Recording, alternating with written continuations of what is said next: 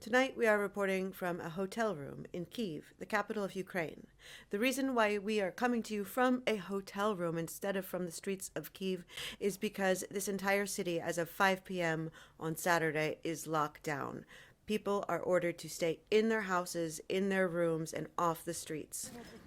Ukrainian authorities say the reason for the lockdown is that they believe that there are essentially Russian spies inside the areas of the city that are controlled by Ukrainian forces.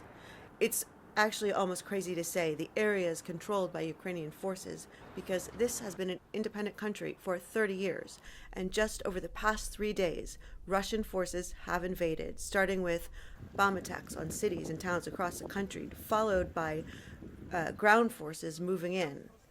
Over the past few days, what was a bustling metropolis, Kyiv was a city just a week ago where families were sitting at cafes and people were going to parties and restaurants and bars at night. We saw dancing on the streets. Now, less than a week later, we see checkpoints made of old tires and bricks and other found items. Civilians gathering weapons, other civilians making weapons like Molotov cocktails.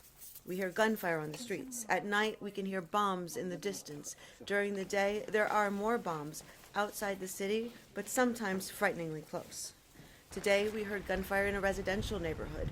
We saw aid workers and journalists taking cover, and then finally coming out to examine once again a civilian building with 3 stories of it had been bombed out early this morning.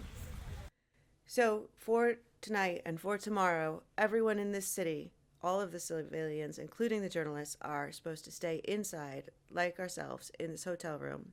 So here we are reporting from Kyiv in Ukraine for VOA News.